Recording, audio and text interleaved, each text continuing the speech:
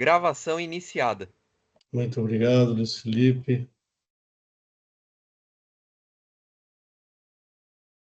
Muito bom dia a todos. Estamos iniciando a sessão de julgamento da terceira Câmara Julgadora do Tribunal de Impostos e Taxas do Estado de São Paulo.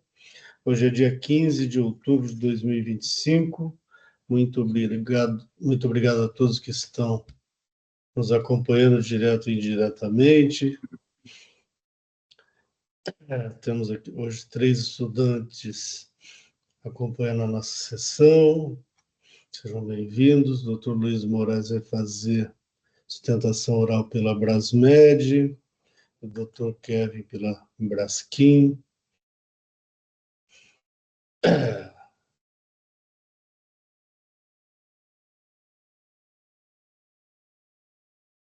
Muito bem, vamos iniciar pelo processo da Brasmed, na Bramed. Me desculpe, doutor Luiz. Bramed, o relator é o doutor Alexandre. Doutor Luiz, o senhor abre mão da leitura do relatório? Doutor Luiz? Sim, perfeito, desculpa. Só okay. Comentar, doutor Alexandre. Sim, por favor, sem problema. Doutor Alexandre, só um resumo da acusação, por favor. Ok. Bom dia a todos. A empresa Bramed aqui foi autuada em 2024 por operações realizadas no ano 2020 e 2021. São 2 itens do auto de infração. O primeiro é de falta de pagamento do imposto, o primeiro de recebimento de mercadorias acompanhadas de documentação fiscal e o segundo de falta de pagamento do imposto por operações realizadas com a empresa Globalmed, que teve a declaração declarou-se nula sua inscrição estadual por simulação do quadro societário. Em primeira instância, o auto foi mantido e a empresa vem com recurso ordinário para análise aqui pelo tribunal. Muito obrigado, doutor Alexandre. Doutor Luiz, fique à vontade. Senhor presidente, demais membros dessa terceira Câmara, eu serei breve. Eu quero somente destacar alguns pontos relativos ao recurso, principalmente em razão da postura da unidade julgadora de Taubaté, que deixou de enfrentar as argumentações lançadas em defesa. O primeiro ponto, a unidade julgadora ela não se manifestou sobre a entrega de EFDs, GIAs e inscrição em dívida ativa dos débitos ora exigidos, em nome da Globalmed. A Globalmed havia feito a entrega de todos esses elementos, houve a inscrição em dívida ativa, e hoje quem sofre as consequências é a autuada. Não houve nada realizado pela Fazenda em relação a isso que ocorreu lá atrás. Então, hoje, a Bramed está suportando essa suposta dívida, quando o faltoso é outro. Esse é um ponto que foi lançado com firmeza na defesa. A unidade julgadora não se manifestou, e nós pedimos hoje, em função disso, a nulidade da decisão de primeira instância. Também em relação à questão da multa cobrada, que hoje é uma questão bem debatida nos tribunais, inclusive em Brasília, sobre a exigência de multa de 100% sobre a operação, e não sobre o imposto devido. Essa questão também foi colocada, a unidade julgadora fez vista grossa sobre isso, também deixou de se manifestar de forma precisa. Nós destacamos esses pontos na defesa, na defesa, e reiteramos aqui no recurso para que isso não seja relegado ao escanteio, como fez a unidade julgadora. Tá? Outra questão, como se trata de distribuição tributária, a fiscalização vem e autua pelo 313, só que ela não traz, em momento algum, o cumprimento, não traz o cumprimento do rol do 300, somente, por favor. 313. E isso também não foi 313A do regulamento, e ela não traz, deveria fazer a fiscalização. Qual é o enquadramento dentro do rol, que é taxativo, do 313.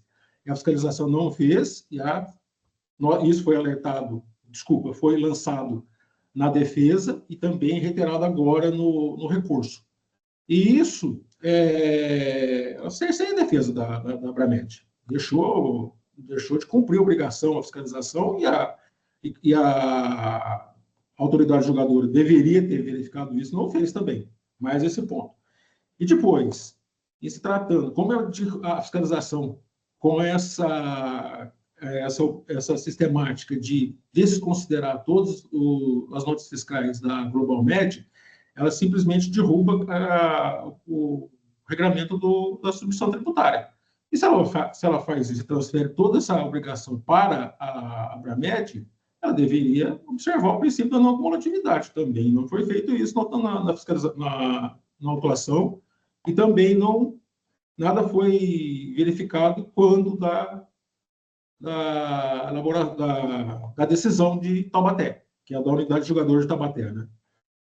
E por fim, por isso que eu estou dizendo que eu vou ser breve, em respeito até ao que o doutor Alexandre disse, que vai retirar os autos para a vista, eles utilizaram, mesmo que tudo prevaleça, o que a gente não concorda, a fiscalização usou para cálculo do tributo o preço máximo ao consumidor, pela portaria 94 de 2017. Essa portaria já foi revogada, e na época prevalecia a portaria CAT 40, que era pelo preço médio ponderado ao consumidor. Quer dizer, toda a sistemática utilizada para cálculo do auto de infração foi realizado em base em portaria revogada, que traz ali um cálculo que utiliza o preço máximo do consumidor. Isso não prevalece mais. Isso não existe mais. Inclusive, já foi verificado até para os tribunais de Brasília. Sendo que hoje o que regula é o preço médio. Quer dizer, de qualquer forma, se a atuação for mantida, não deveria ser pelo esse método já ultrapassado, que é o preço que é utilizado pela fiscalização, que é o preço máximo do consumidor. Quer dizer, toda a sistemática da substituição tributária foi desprezada. E, por fim, vem e autua com uma sistemática já derrogada pela própria Fazenda, que é a portaria, na época, né, melhor dizendo, era a portaria 40 que estava vigindo. Então, senhores, eu disse que seria breve, eu fiz o destaque desses pontos, estão todos lançados no recurso. Eu quis trazer aqui aos senhores e a doutora o destaque desses pontos, para que não se repita o trabalho que foi realizado pela unidade jogadora de Taubaté. Então, eu peço aí que isso seja apreciado e que, por fim, seja declarada a subsistência da autuação fiscal. Com a reforma, com a declaração de nulidade da decisão da unidade julgadora de Taubaté e a subsistência da autuação. Senhores, é isso. Muito obrigado. Muito obrigado, doutor Luiz. Doutor Alexandre, algum questionamento, doutor Luiz? Não agradeço, doutor Luiz, mas nenhum questionamento, presidente. Ok, muito obrigado. Eu vi que a doutora Beatriz chegou. Bom dia, doutora Beatriz. Vou pedir para que todos mantenham o microfone desligado, para não interferir. Muito obrigado. Doutor Amaro, algum questionamento ao patrono? Nenhum, obrigada. Muito obrigado. Doutor Paulo? Nenhum questionamento. Está bem baixo, viu, doutor Paulo? Mas eu acho que... Nenhum questionamento. Ok, muito obrigado. Eu também não tenho questionamentos. Doutor Alexandre, devolvo para o relator ou para a pauta? Pode devolver para a pauta, para a próxima sessão. Ok. Muito bem. Doutor Luiz, então o processo foi retirado de pauta. Volta para a próxima sessão, ok? Muito obrigado. Seu microfone está desligado, doutor Luiz. Desculpa. Imagina. Obrigado, agradeço a atenção de todos. Até a próxima.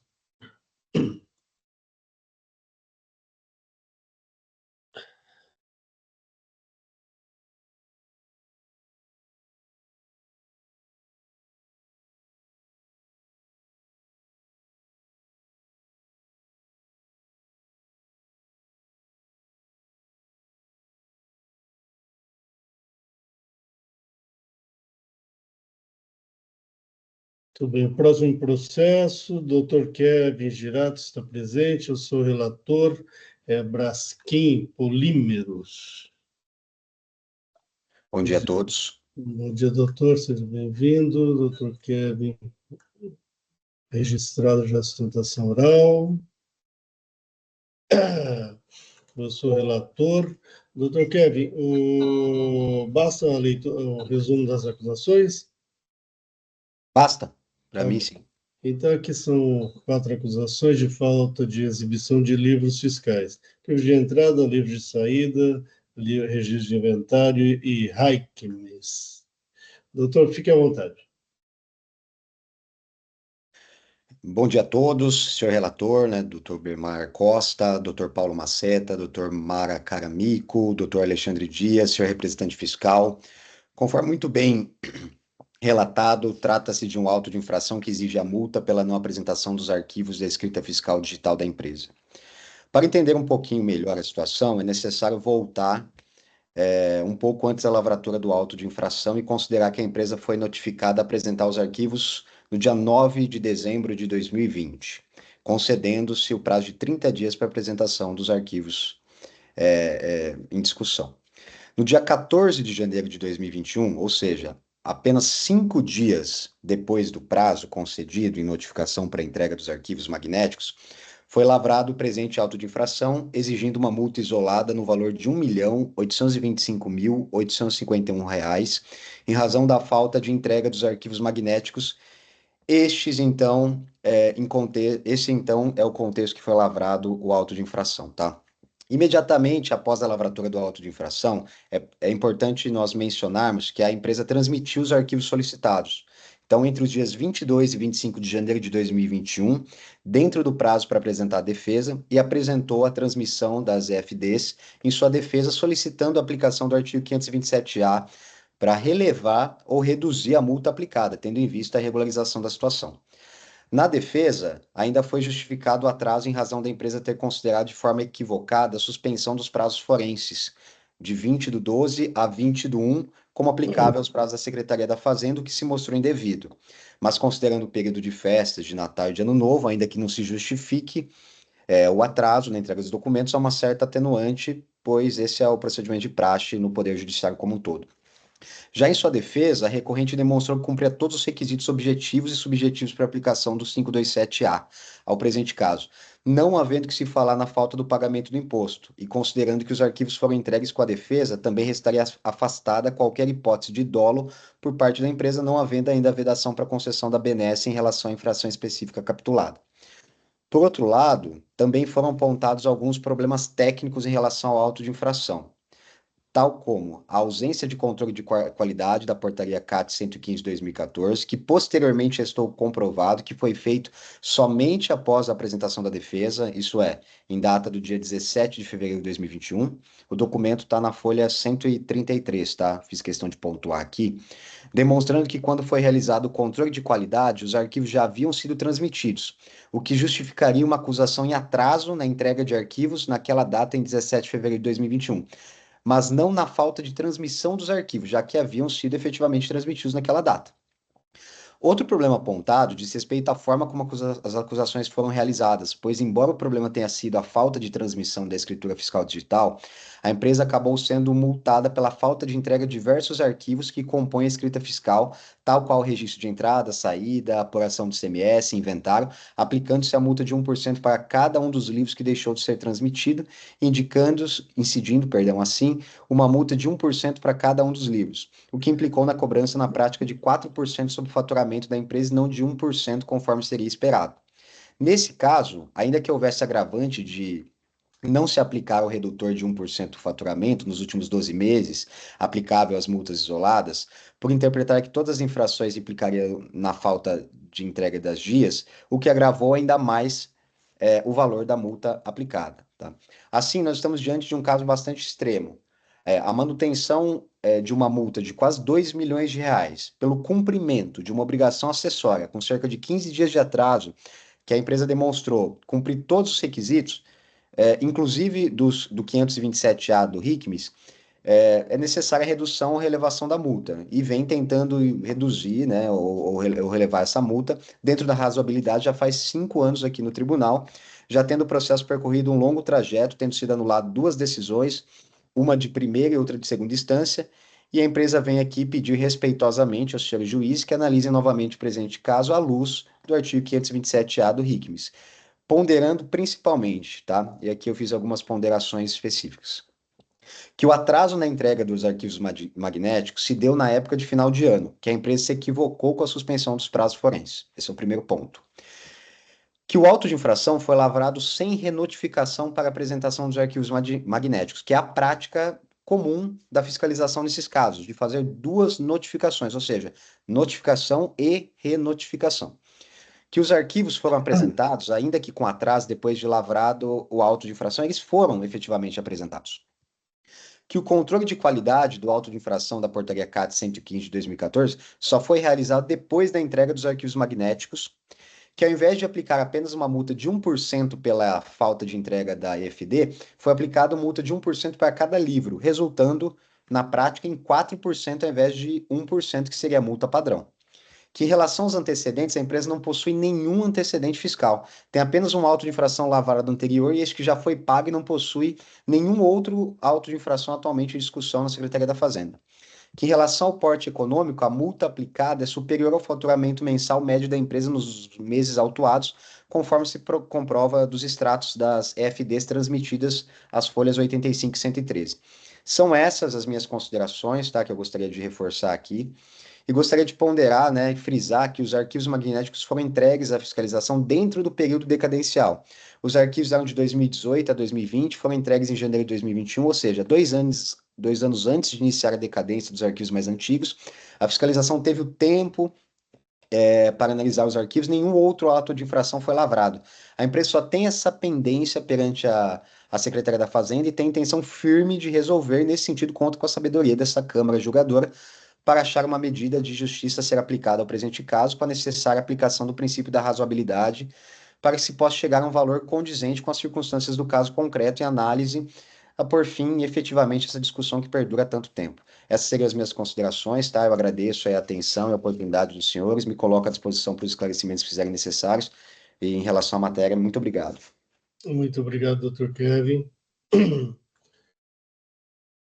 Eu sou relator, não tenho questionamentos. Representação fiscal, doutor Tortello. Obrigado, senhor presidente. Também não tenho questionamentos. Muito obrigado. Doutora Mara. Também não tem. Muito obrigado. Doutor Alexandre. Também não, presidente. Muito obrigado. Doutor Paulo. Nenhum questionamento, presidente. Tem o microfone aberto, eu vou pedir para que fechem, por favor. Doutora Mara, seu microfone está aberto. Muito obrigado. Eu fiz a leitura labial, eu entendi que a senhora falou desculpa. Doutor Paulo, o senhor não tem questionamento, certo? Nenhum questionamento, presidente. Ok, muito obrigado. Doutor Kevin, eu adiantei meu voto já para a Câmara. Eu estou convertendo em diligência para que a representação se manifeste sobretudo quanto aos critérios subjetivos da redução da multa, porque foi isso que foi devolvido pela Câmara Superior, ok? Perfeito, perfeito. Meu voto já está no empate, todos já tiveram oportunidade de ver. Questiono, doutor Tortello, alguma objeção pela diligência? Nenhuma, senhor presidente. Muito obrigado. Doutora Amara? Nenhuma. Muito obrigado. Doutor Acompanho. Alexandre?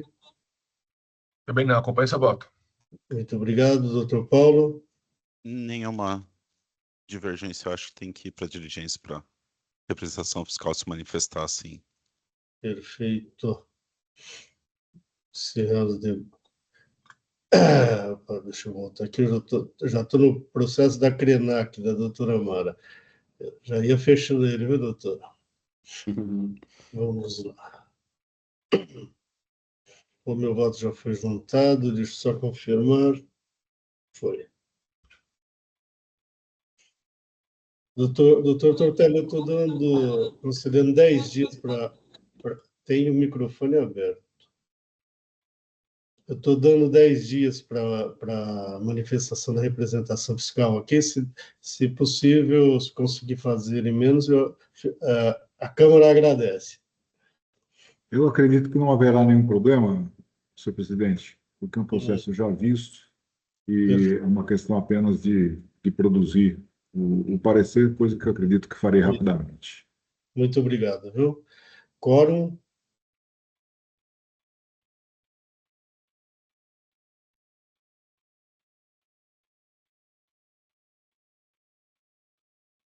Em votação.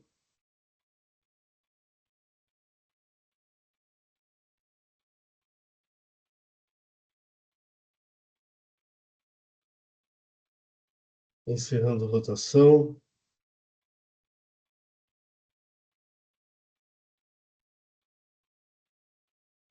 E encerrando o julgamento.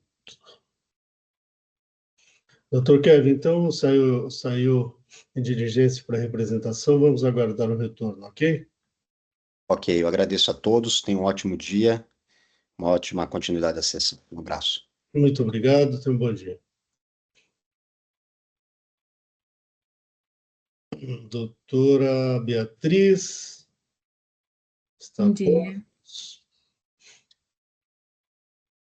Eletropaulo, né, doutora? Isso. A relatora, doutor Paulo Maceta. Estou registrando sustentação oral. Registrada.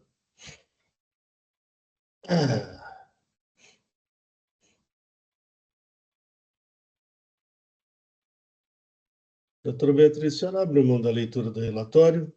Sim. Ok. Doutor Paulo, um resumo das acusações. Já vi que a doutora Beatriz está resfriada, está com alergia também, né? O nariz está vermelho também. Eu padeço desse mal já há alguns dias. Vamos lá, doutor Paulo, resumo das acusações, por favor. São 3 infrações, presidente. A primeira é acreditamento indevido para apropriação incorreta de parcelas do ICMS de ativo permanente, de diversos bens e equipamentos, tais como os caminhões. Aqui, basicamente, o item 1 é sobre veículos de transporte, né? O item 2 também, creditamento indevido, também parcelas do ativo permanente, e aqui seriam materiais de manutenção, utilizados para manutenção das redes. E o item 3 também, creditamento indevido, de ativo permanente também, e de materiais utilizados, né, de ativos utilizados para o serviço de iluminação pública. A única diferença das acusações é o tipo do bem. A primeira, veículos; a segunda, material de manutenção; e a terceira, material de iluminação pública. São essas acusações, presidente. Todas as matérias já bem conhecidas, né, doutor Paulo? Com certeza. Doutora Beatriz, vamos, por favor, fique à vontade. Perfeito. Primeiramente, bom dia a todos novamente. Eu vou buscar ser bem breve, considerando que já teve um resumo das infrações. O caso, ele trata de auto de infração lavrado para glosar os créditos CMS oriundos da aquisição dos ativos necessários ao desenvolvimento da atividade principal da Eletropaulo, bem como aplicar a multa por descumprimento de obrigação acessória, em resumo. E, diante disso, a Eletropaulo apresentou impugnação a fim de alegar, em síntese, primeiramente, a decadência dos créditos tributários relativos aos meses de janeiro de 2019 a novembro de 2019, indicados nas infrações 1 a 3, e com relação à infração 1, a validade integral dos créditos de ICMS sobre veículos e acessórios utilizados na instalação, manutenção, conservação, ampliação e substituição de redes de distribuição aérea e subterrânea, tendo em vista serem itens essenciais para a geração da receita da atividade principal sujeita ao ICMS. Com relação à infração 2, a validade integral do creditamento de ICMS, tendo em vista a vinculação dos itens à atividade de distribuição de energia elétrica e a necessária contabilização no ativo imobilizado. E, por fim, com relação à infração 3, a legalidade da tomada do crédito de ICMS sobre os bens do ativo relacionados à consecução de contratos de distribuição de energia elétrica para iluminação pública. Acontece que a Delegacia Tributária de Julgamento entendeu pela procedência do auto de infração, de modo que não restou alternativa além da interposição do recurso ordinário em julgamento. E, adentrando cada um desses pontos, primeiramente, tem-se que, apesar do lançamento tributário ele ter por objeto a cobrança dos supostos débitos relativos ao período de janeiro de 2019 a outubro de 2023, a Eletropaulo indicou que deve-se afastar a exigência do ICMS referente aos meses de janeiro de 2019 a novembro de 2019, em razão da incidência do artigo 150, parágrafo 4º do CTN, porque, considerando-se que a Eletropaulo efetuou o pagamento antecipado do ICMS incidente nos mencionados períodos e escriturou todos os seus créditos, não há que se falar em aplicação do artigo 173, inciso 1º do CTN, já que esse artigo ele somente poderá ser aplicado nas hipóteses de lançamento de ofício de tributos sujeitos ao lançamento por homologação, quando não há o pagamento antecipado do imposto, ou então quando comprovada a existência de dolo, fraude ou simulação. Situações essas totalmente diferentes daquelas narradas no caso em tela.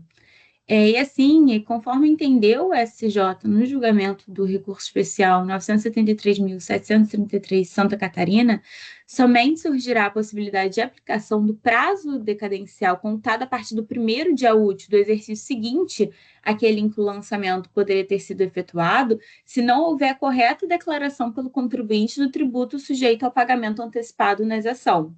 Por outro lado, havendo declaração, ainda que apontada como errônea, e pagamento antecipado do tributo no período, tal como realizado pela Eletropaulo no caso em comento, o prazo se iniciará a partir do fato gerador da respectiva obrigação, consoante entendimento também firmado pelo STJ no julgamento do recurso especial 1.059.151 de São Paulo. Sendo assim, como a Eletropaulo foi intimada do lançamento tributário somente em dezembro de 2024, conclui-se que os créditos tributários de ICMS exigidos no período de janeiro de 2019 a novembro de 2019, bem como a respectiva multa de ofício de 100% sobre o valor do débito fiscal, eles estão fulminados integralmente pela decadência. E, com relação ao mérito, cabe destacar inicialmente, com relação à infração 1, que foram glosados créditos de ICMS relativos a veículos e acessórios, como já adiantado, utilizados na instalação, manutenção, conservação, ampliação e substituição de redes de distribuição aérea e subterrânea, itens esses que são necessários para a geração da receita da atividade principal sujeita ao ICMS. E, sobre esse ponto, no âmbito da concessão, por exemplo, a Eletropaulo ela é obrigada a realizar atividades envolvendo a supervisão e manutenção, seja ela preventiva ou corretiva, das redes e subestações elétricas, a fim de viabilizar a distribuição de energia aos consumidores, sob pena de graves imposições e penalidades administrativas. E, com relação a esse ponto, cabe destacar também que o contrato de concessão firmado com a União Federal por intermédio da ANEEL, que deixa clara a essencialidade desse tipo de atividade. E para poder realizar essas atividades de instalação, ampliação e supervisão e também manutenção das redes e subestações elétricas para a distribuição de energia elétrica, a Eletropaulo ela precisa utilizar de veículos de frota própria apenas operacionais, que integram o seu ativo imobilizado, sofrendo depreciação, conforme previsto na legislação mesmo. E, sendo assim, embora eles não integrem fisicamente a rede de distribuição de energia, esses veículos e acessórios, eles possuem uma vinculação intrínseca e indissociável com a atividade desenvolvida pela distribuidora, ou seja, são integralmente necessários e essenciais para a geração de receita da atividade principal, que é tributada pelo ICMS. Nesse sentido, a Eletropaulo explica que a apropriação escritural fiscal de créditos de ICMS, no presente caso, foi relativa a esses veículos que têm participação direta nas atividades de implantação, instalação, ampliação e substituição das linhas de distribuição de energia elétrica. E também é válido mencionar que o manual de contabilidade do setor elétrico, ele enquadra esses veículos como operacionais, já que eles efetivamente contribuem para a atividade comercial desenvolvida pelas distribuidoras. E, em resumo, a despeito do que restou decidido pela decisão recorrida, impõe-se o reconhecimento da legitimidade desses créditos de ICMS que foram glosados pelo auto de infração, seja pelo emprego dos veículos nas atividades essenciais desenvolvidas pela Eletropaulo, seja pelas próprias normas contábeis. E, já me encaminhando também para o final, com relação à infração 2, apesar da Eletropaulo indicar a vinculação dos itens à atividade de distribuição de energia elétrica e a necessária contabilização no ativo imobilizado, de modo a justificar a validade integral do creditamento do ICMS executado, o órgão julgador ele indicou que seriam alegações genéricas e indicação de manuais, notas técnicas e despachos, sem nenhuma especificação da aplicação aos bens objeto da autuação, que seriam ineficazes para desconstituir a acusação.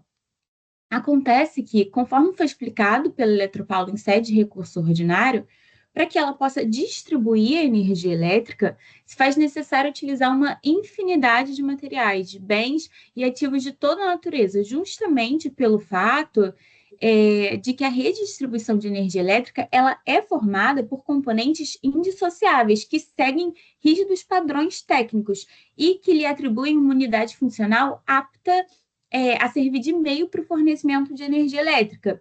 Então, a Eletropaulo ela possui total direito ao creditamento desses bens em questão, porque eles são necessários e essenciais à própria consecução da atividade principal da companhia. E vale esclarecer também que, a despeito do que consta no auto de infração, as partes, peças e componentes cuja aquisição originou o crédito glosado devem ser contabilizados no ativo imobilizado por determinação expressa das regras contábeis e tributárias aplicadas ao caso.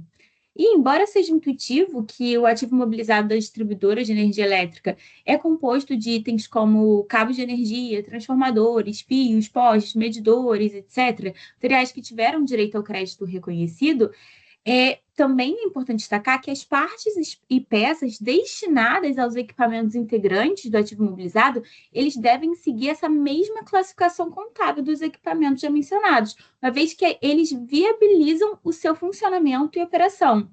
Então, tem-se que os componentes e acessórios da rede de distribuição, eles devem ser tratados fiscalmente, contabilmente e regulatoriamente como ativos imobilizados, motivo pelo qual a Eletropaulo também entende que faz jus, aos créditos escriturais de ICMS que foram anulados pela fiscalização, sendo necessário o cancelamento também dessa infração.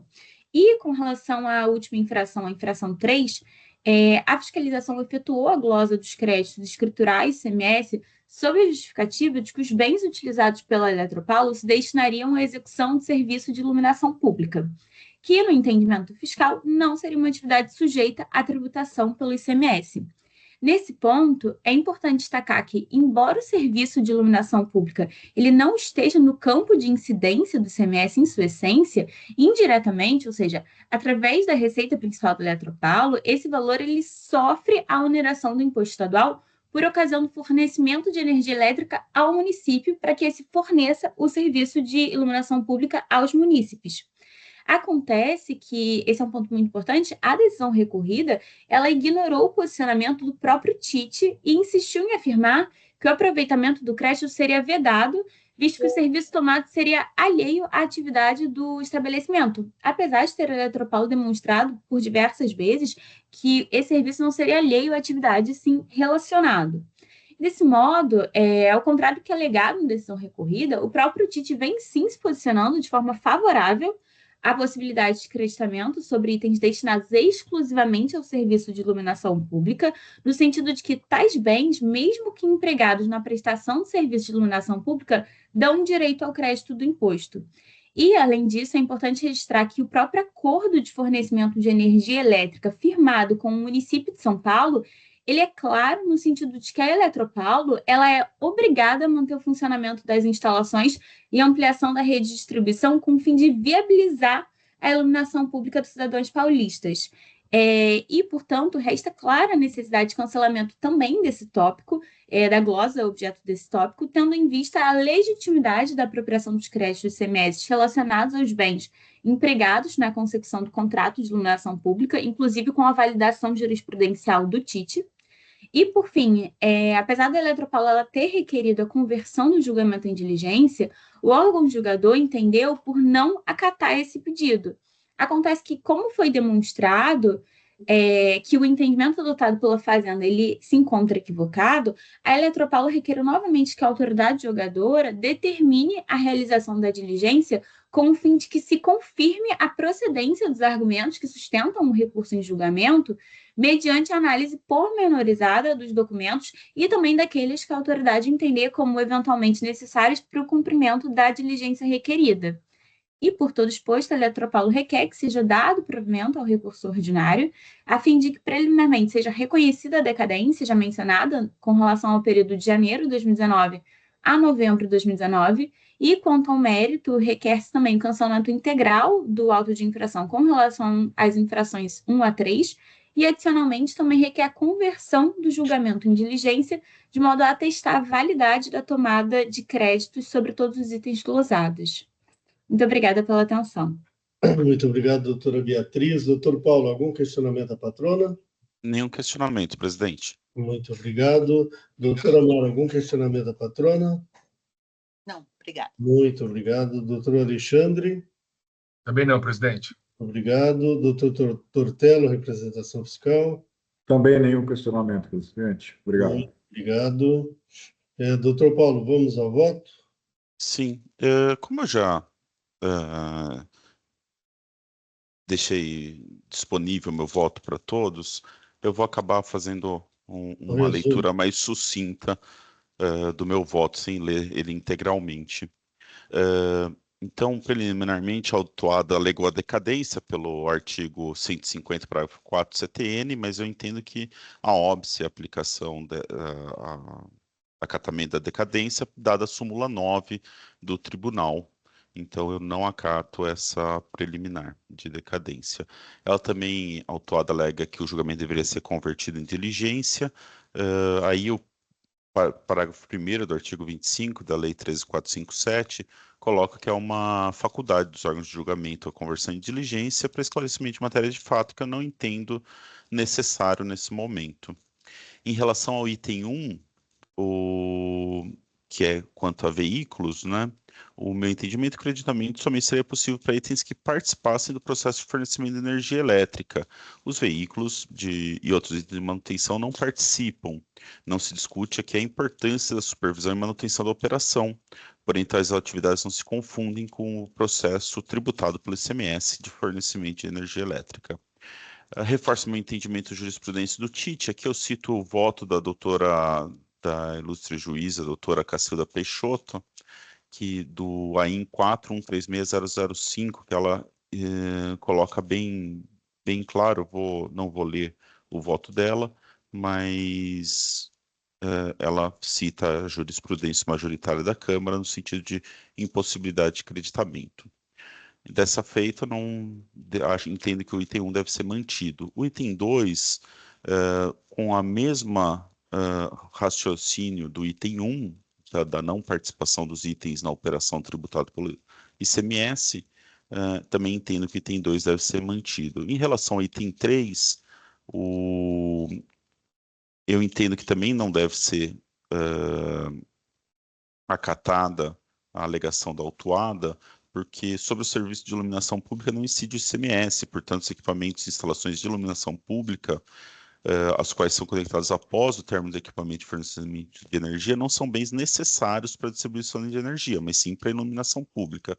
Aqui também eu cito o voto do ilustre juiz Fábio Henrique Cruz, no AIN 4086866, que ele deixa bem claro esse entendimento, que eu entendo que é o entendimento majoritário da Câmara Superior. Então, também entendo correta a autuação do item 3. Por isso, eu conheço do recurso ordinário e nego o provimento a ele. É assim que eu voto, presidente. Muito obrigado, doutor Paulo. Pediu preferência da doutora Mara. Por favor. Microfone. Só para colocar a minha posição de que eu entendo que nos 3 casos existe a possibilidade de manutenção do crédito, porque, embora não se trate de eles estarem diretamente relacionados com a atividade, eles são essenciais para a manutenção da atividade.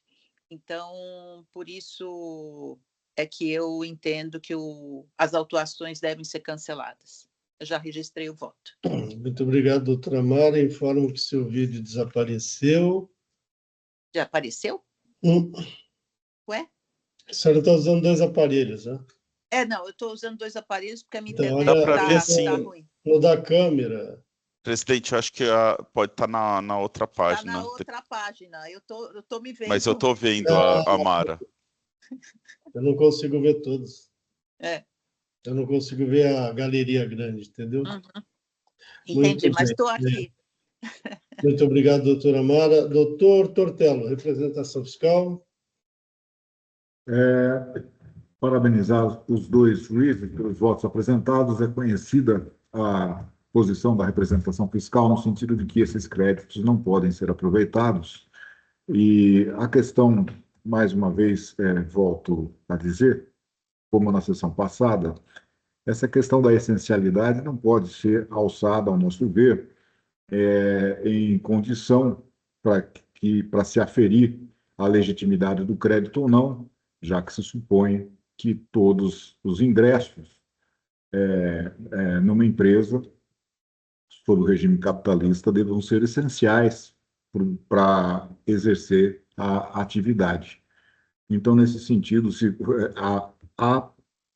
acatar tal raciocínio, praticamente todos os ingressos de bens e mercadorias em qualquer empresa seriam motivo de créditos legitimamente escriturados, coisa que não é o caso, conforme a legislação aplicável. Então, em nosso entender, o voto apresentado pelo ilustre juiz relator não merece nenhum reparo e é com ele que concordamos. Muito obrigado. Muito obrigado, doutor Tortello. Doutor Alexandre. Presidente, muito bem elaborado o voto do doutor Paulo. Eu tenho um pensamento igual ao da doutora Mara. Eu acompanho a doutora Mara pelo voto dela, pelo cancelamento. Muito obrigado. Doutor Paulo, alguma consideração sobre o voto da doutora Mara? Não, eu vou manter meu voto, presidente. Eu entendo o pensamento da doutora Mara, mas o meu é divergente.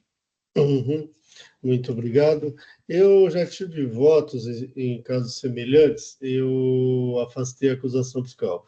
Porém, a Câmara Superior, ela também já me acompanhou lá atrás, não vou falar quanto tempo, né? Porque não precisa, desnecessário, mas depois a Câmara mudou o posicionamento da Câmara Superior e a jurisprudência orientou no voto, no mesmo sentido do voto do doutor Paulo.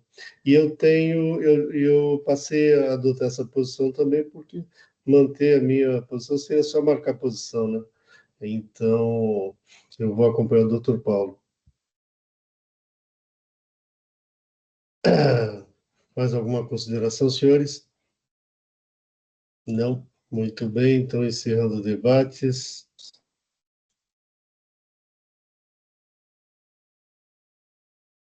Quórum.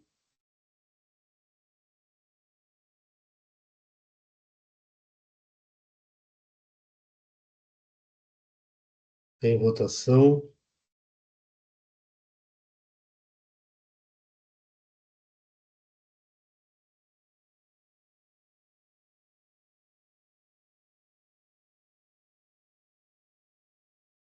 Encerrando votação. Encerrando o julgamento.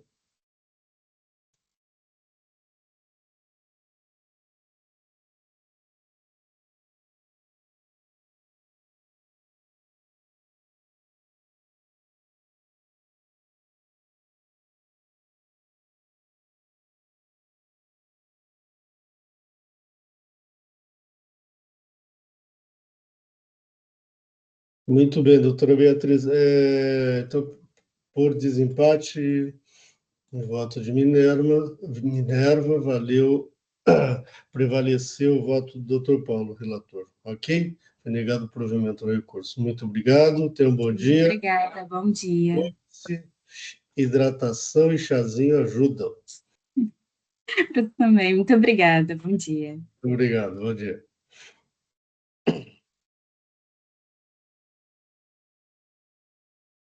Muito bem. Próximo, doutora Mara Canex.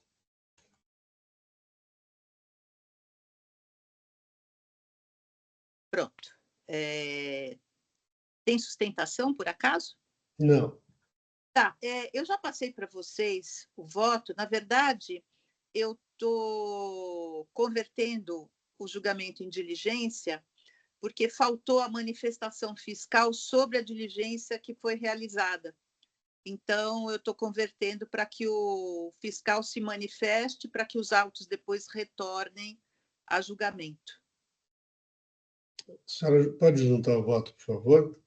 O voto está juntado, é só converter o diligência. Pronto. Então, mas eu não estou Registrar, vendo... registrar. Isso. Já está registrado.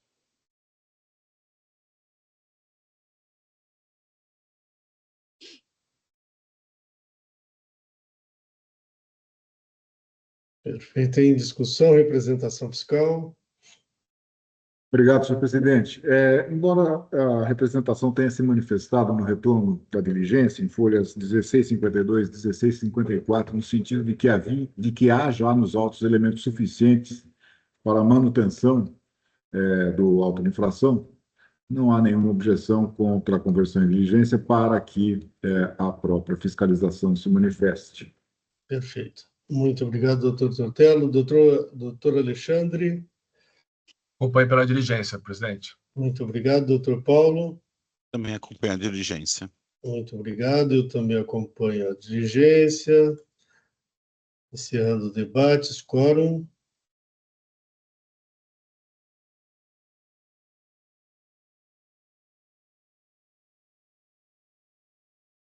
Em votação.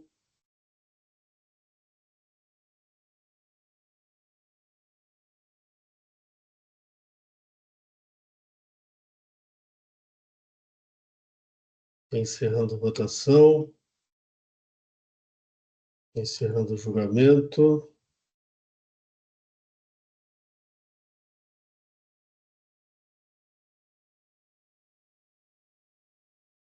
Próximo, Coperstil, doutor Paulo Maceta.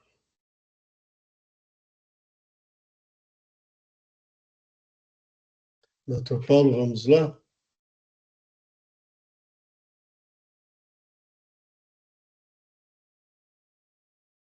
Vamos sim. Eu vou passar direto para o meu voto. Inicio o voto pela análise do recurso de ofício. O citado recurso foi interposto, pois a decisão ACO reduziu os itens 1, 2, 4 e 6 e manteve os itens 3 e 5. O item 1 trata da falta de pagamento de ICMS em operações tributadas cujas notas fiscais foram escrituradas como canceladas, porém não foram formalmente canceladas. A decisão recorrida entendeu que seria improcedente a atuação das notas fiscais. Aqui eu dividi em 3 grupos. Um em que as notas fiscais não foram escrituradas no destinatário. Outro que as notas não foram escrituradas no destinatário, mas há declaração dos destinatários informando que as notas fiscais não foram escrituradas. E, por último, um grupo que as notas contaram com a declaração de operação não realizada, mas sendo que as notas foram realizadas meses após, as declarações foram realizadas meses após a emissão das notas fiscais.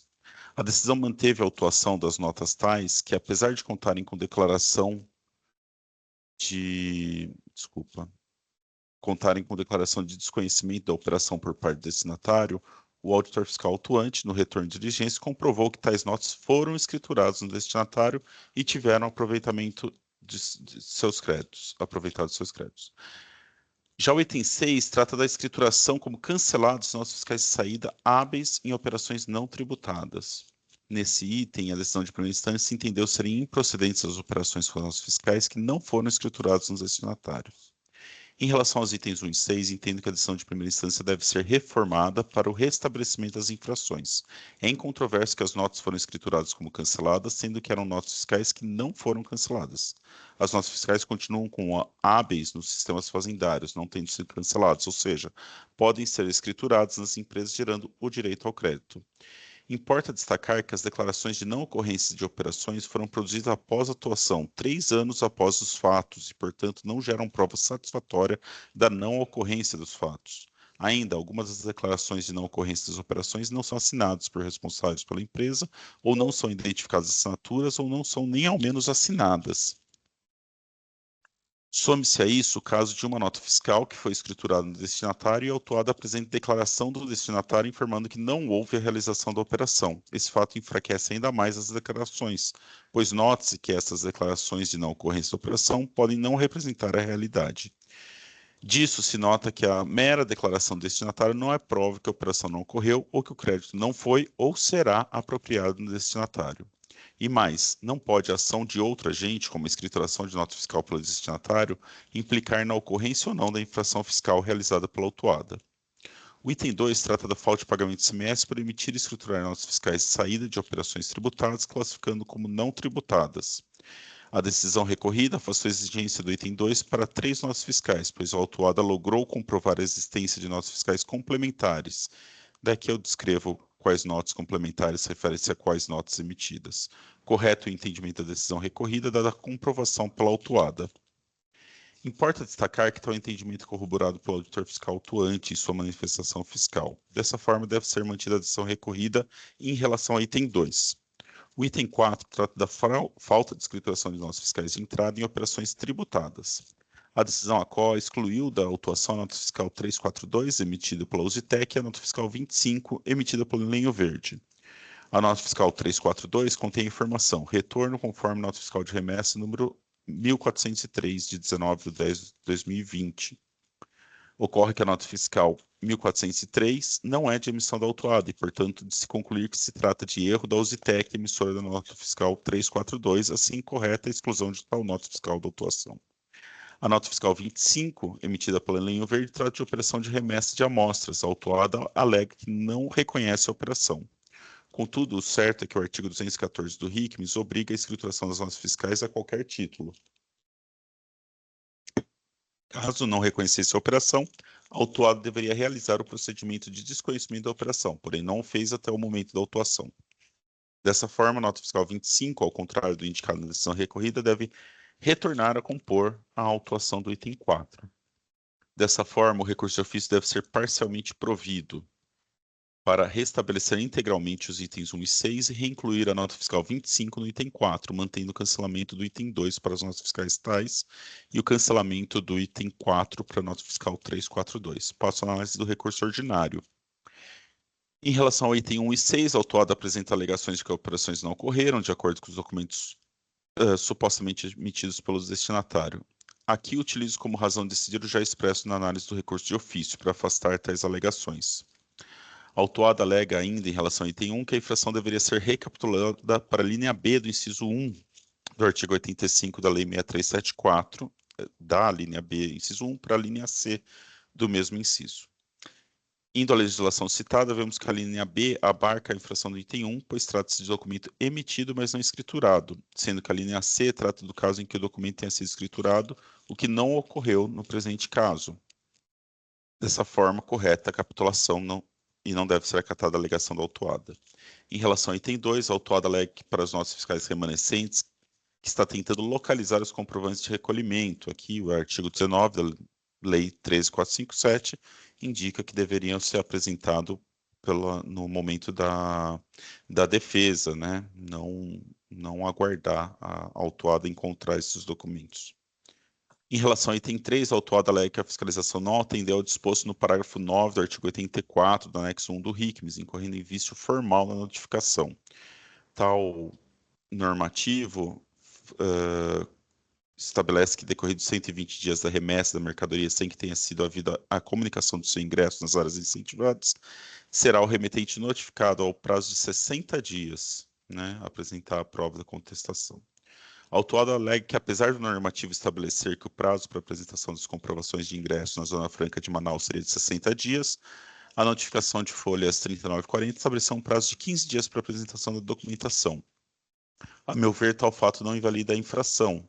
A notificação é datada de 4 de dezembro de 23 e o AIN é de 27/2 de 24.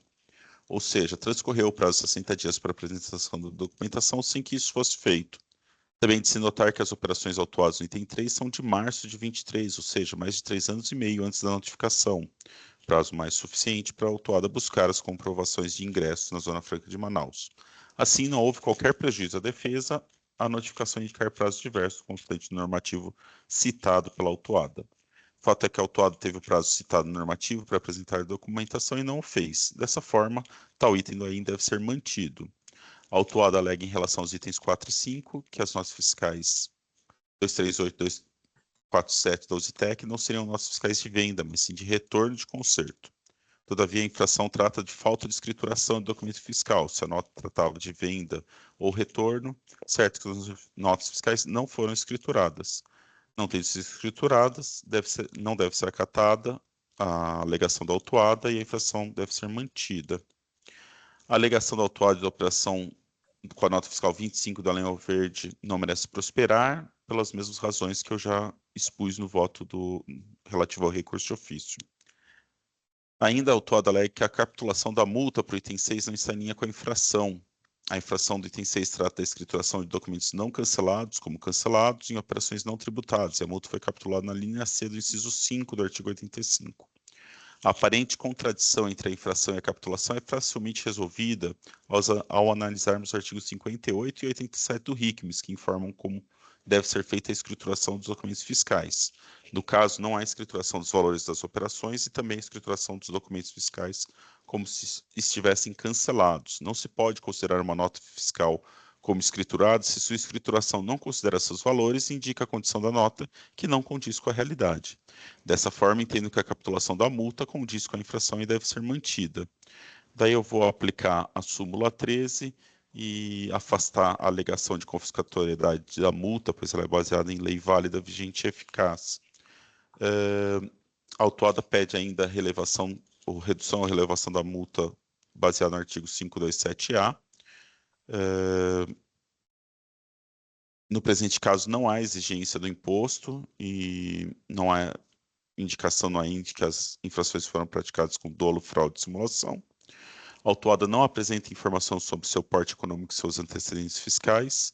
A douta representação fiscal apresenta informações que demonstram ser empresa de grande porte que não possui bons antecedentes fiscais. Assim, entendo que não deve ser aplicada a benesse do artigo 527-A do RICMES no presente caso. Antes exposto, conheço o recurso ordinário e dou parcial provimento e conheço o recurso ordinário e nego o provimento. Eu explico, como expliquei acima, o que eu estaria alterando, dado o recurso de ofício. É assim que eu voto, presidente. Vou registrar. Muito obrigado, doutor Paulo. Doutor Tortello. Obrigado, senhor presidente. Nada a acrescentar ao brilhante voto apresentado, uma vez que, tanto no parecer em recurso de ofício, quanto nas contrarrazões em recurso ordinário, a representação fiscal vai no sentido do voto apresentado. Muito obrigado, doutor Tortello. Doutora Amara. Acompanho. Muito obrigado, doutor Alexandre. Também acompanho o relator, presidente. Muito obrigado. Eu também acompanho o doutor Paulo, que já havia antecipado o voto para a Câmara. Com isso, encerramos os debates. Quórum.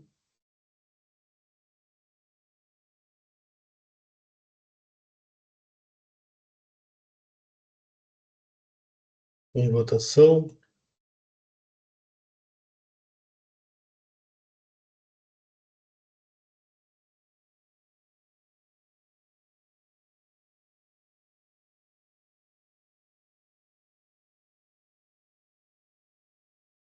Encerrando a votação. Encerrando o julgamento.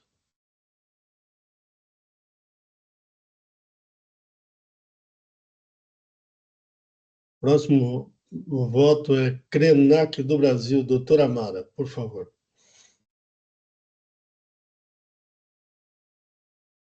Eu já passei o voto para vocês. Na verdade, é uma infração relativa ao pagamento de imposto, deixou de pagar no imposto, o imposto no período de maio de 23 a janeiro de 24, devido em relação a notas fiscais no regime de substituição tributária.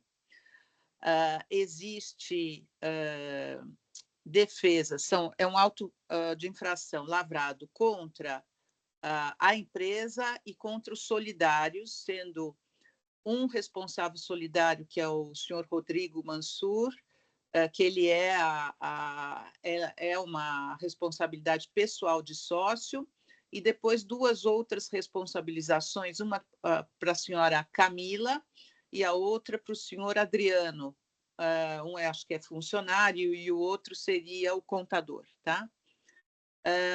O voto é longo, está bem explicitado, é matéria de prova, então eu entendo que houve efetivamente uma situação de fraude, aí no caso, então eu estou mantendo a autuação principal em relação à empresa e em relação ao sócio, Rodrigo, porém eu estou julgando favoravelmente aos solidários Camila e Adriano, porque eu entendo que eles não participaram dessa fraude, expliquei no voto por quê, e principalmente porque eles nem são sócios, não foi comprovada nem a condição de sócio ou administrador, quer de ofício, quer efetivo, dessas pessoas. Então, eu entendo que eles não podem ser responsabilizados solidariamente nesse caso.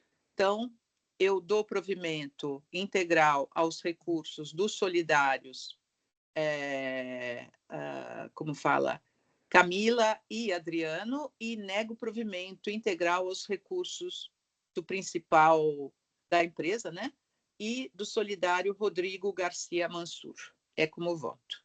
Se precisarem de alguma explicação, eu posso explicar, mas eu já tinha passado o voto para vocês, eu vou poupá-los da leitura aqui, que ele é extenso.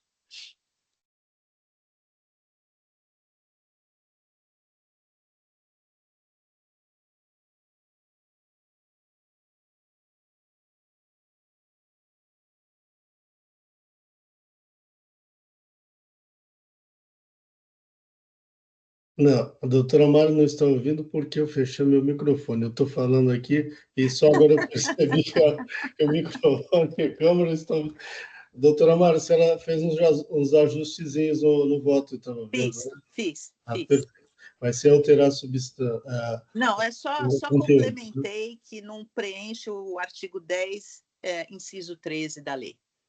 Perfeito. Presidente, eu quero, na verdade, um comentário para a doutora Mara. Doutora Mara, parece aquela coisa, eu fui ler uma frase e ela está bem truncada. Na verdade, quando você vai falar da senhora Camila, tá, no seu voto, tá, a senhora Camila, em verdade, é uma simples presta-nomes de uma empresa. Eu acho que bem nessa parte que você tá analisando ela, eu não sei se vale a pena essa correçãozinha da frase. Deixa eu só ver qual que é aonde está. Espera só um minuto. Que é longa aqui. Vamos ver onde é que eu vou pegar. Está embaixo da tabela que você colou uma tabelinha, daí tem 1, 2, 3, 4, 5, Qual é o 6. ajuste, doutor Paulo? Meu Deus, eu perdi aqui. Você está falando que eu falei que era só prestar nome. É Não é presta empresta. nome. Presta Não é nome. empresta. Doutora, Tá, desculpa. não é empresta nome?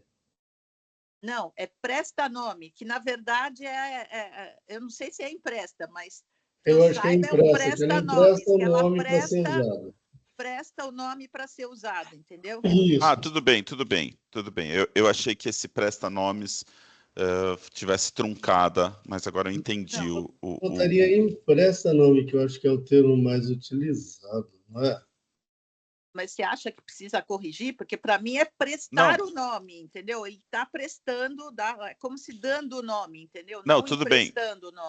A doutora falando agora, a doutora Amara, para mim ficou claro e eu acho que não precisa fazer a correção. É que numa primeira leitura me Confundiu. confundi. Tá, beleza. Perfeito, então. Vamos, seguindo aqui, doutor Tortello. Mais uma vez, muito obrigado, senhor presidente. Parabenizar a doutora Amara pelo voto minucioso que apresentou. No entanto, com relação à exclusão da responsabilidade solidária das duas pessoas físicas, a senhora Camila e o senhor Adriano, temos algumas objeções, porque na nossa avaliação houve sim participação efetiva dessas duas pessoas para que essa fraude estruturada pudesse ser engendrada, né? A senhora Camila Maria Martins Tomás, com a sua conduta, né, assinando os papéis que permitiram a constituição do estabelecimento interposto, e com a sua atuação na movimentação financeira também, dos recursos advindos dessa prática, acabou concorrendo efetivamente para a sonegação do imposto. Me parece que ainda mais marcada foi a participação do outro, deixa eu pegar o nome dele correto aqui, do outro, Adriano. do senhor Adriano, que é contador, porque ele serviu-se de uma artimanha de transferir o contrato de mútuo, porque para fazer os pagamentos engendrou-se um suposto contrato de mútuo para justificar a transferência de numerário num valor de mais de 100 milhões de reais ao final do exercício de 2018. Ele transferiu esse valor para o patrimônio líquido para impedir que se tornasse negativo, conforme se verifica em folhas tais. Então, nesse sentido, me parece que a exclusão da responsabilidade solidária dessas duas pessoas, especialmente do contador, é inapropriada. Quanto ao mais, não há outros reparos a fazer no brilhante voto apresentado. Muito obrigado. Muito obrigado, doutor Tortello. Doutor Alexandre.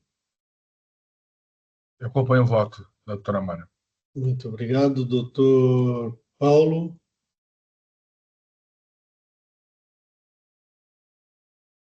Eu estava só pensando sobre o que a representação fiscal apresentou.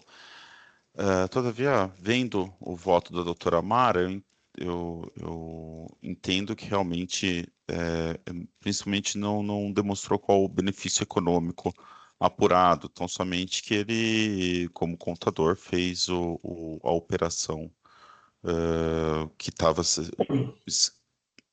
mostrou a operação que estava sendo apresentada para ele, né? Foi escrituração. Então, eu entendo realmente que está correto o afastamento da solidariedade tanto da Camila quanto do Adriano. Eu vou acompanhar o voto da doutora Mara. Perfeito.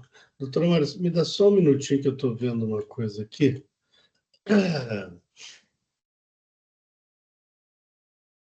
2 minutos. Só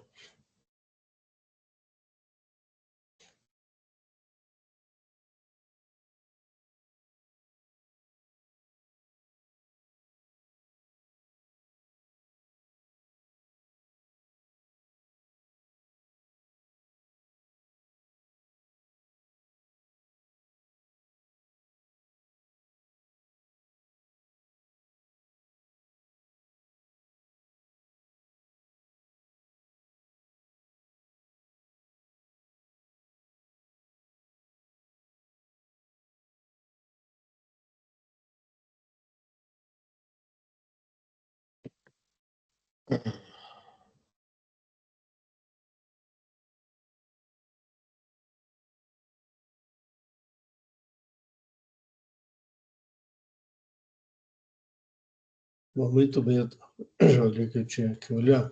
Então, aqui também eu entendi que geralmente eu mantenho essas acusações, mas nesse caso eu não vi.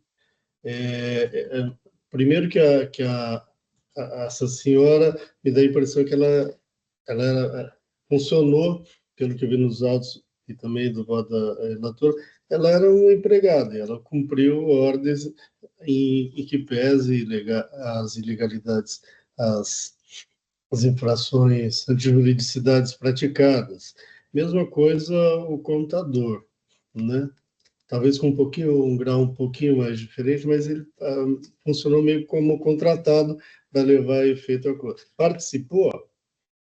Tenha participado, mas sob mando, na minha opinião. Então, nesse caso, eu não vi elementos suficientes para manter. E aí eu acompanho a doutora Mara.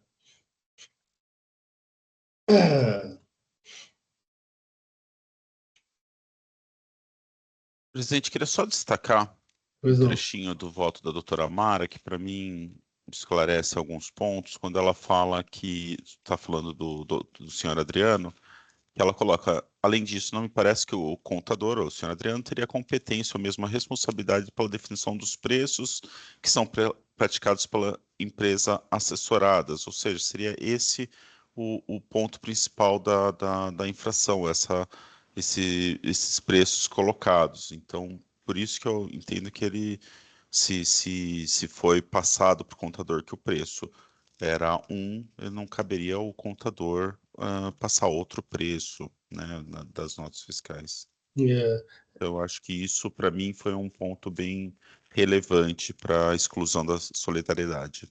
é bem a linha do meu voto, do que eu acabei de dizer. Nesse caso, me dá a impressão que eles não agiram ali. É difícil falar que eles não sabiam, mas quem capitaneou, quem fez tudo foi o Solidário Mantido, né? O Rodrigo Garcia Mansur. Então, por isso eu acompanho o voto da doutora Mara. Encerrando discussões. Quórum.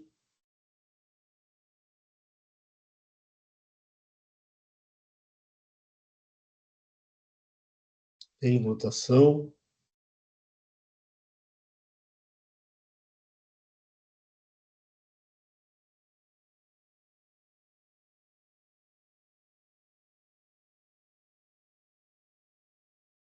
Encerrando votação. Encerrando o julgamento.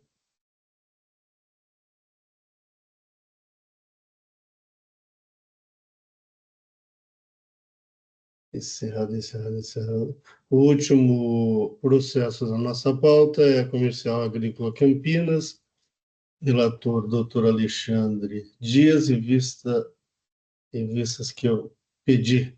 Doutor Alexandre, quer fazer um resumo do voto? Eu já tinha apresentado o voto, a empresa tem aqui, ela é autuada em 3 itens, né, mas ambos para a mesma operação. O fisco teria entendido que ela teria realizado uma importação por conta e ordem de alho, e por conta disso, no item 1, cobra imposto que seria devido a essa importação, no segundo, eles fazem estorno do crédito que ela tomou na aquisição do alho no mercado interno, e na terceira, é autuada por falta de emissão da nota fiscal de entrada desse produto no seu estabelecimento.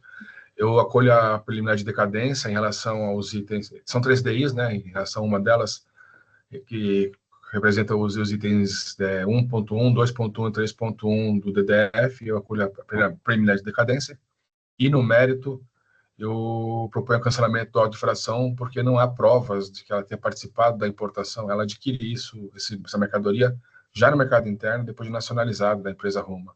A empresa Roma é importadora, os documentos dão conta que foi uma importação por conta própria da importadora, e uma operação de posterior de venda de mercadorias no mercado interno. Por conta disso, eu eu proponho o cancelamento do auto de infração. Muito obrigado, doutor Alexandre. Eu pedi vistas também, mas concluí pela correção do voto do doutor Alexandre, eu acompanho. Quanto à decadência de uma das DIs, até pelo 173 estava decaído, então nem entrei, assim como o relator, também não entrei na discussão se é 150 ou 173, que é irrelevante, porque mesmo pelo 173 está decaído. Quanto às outras duas DIs, o restante da autuação, que são de duas DIs, eu também o acompanho porque a acusação é de importação por conta e ordem. Porém, não há uma única prova nos autos que informe tratar-se de importação por conta e ordem, né? O fisco parte de que o critério importante aí é a destinação da mercadoria, onde ela entrou fisicamente, por isso já foi derrogado pelo Supremo Tribunal Federal no julgamento de que decorreu o tema 520, né, que fala que é o destinatário legal que é o preponderante para definir o sujeito ativo da obrigação tributária. Por isso eu voto com o doutor Alexandre. Doutora Mara, eu não vejo a doutora Mara. Doutora Mara, alguma consideração? Eu estou aqui. Não, nenhuma. Vou acompanhar o voto do doutor Alexandre e, por consequência, o seu. Muito obrigado, doutora Mara. É que a senhora está na outra página, que não tem problema. Estou sentindo a sua falta. Doutor Tortello. Senhor presidente, a posição da representação fiscal já é conhecida dos senhores. Essa é a segunda vez que esse processo vem para a discussão, já que tivemos o início dela na última sessão do dia 8. Me parece que as posições já estão sedimentadas. Então, eu só faço referência ao nosso parecer em contra-razões, recurso ordinário, no sentido da manutenção do auto, e pelos motivos que já foram ali explicitados. É só isso. Muito obrigado, doutor Tortello. Finalmente, doutor Paulo. Presidente, eu vou acompanhar o relator. A gente discutiu na última sessão, mas eu entendo como relator e como o voto de vista. Eu acho que faltaram provas, e isso, apesar de ter alguma coisa que aparenta, faltaram essas provas estarem nos autos para a gente ter alguma certeza de que houve a infração. Não estando nos autos, eu acompanho o relator. Muito obrigado. Encerrando debates. Quórum.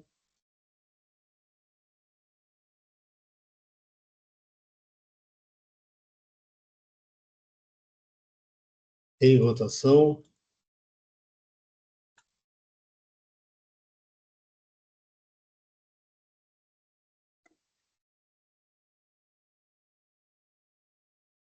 Encerrando a votação. Encerrando o julgamento.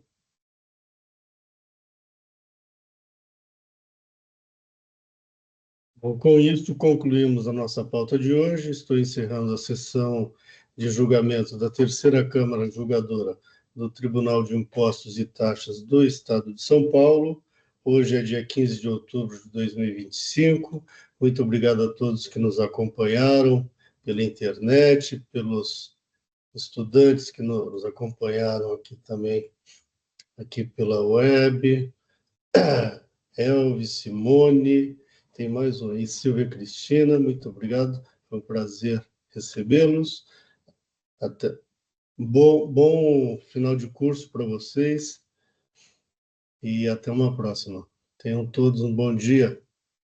Doutor Luiz Felipe, vamos encerrar a live.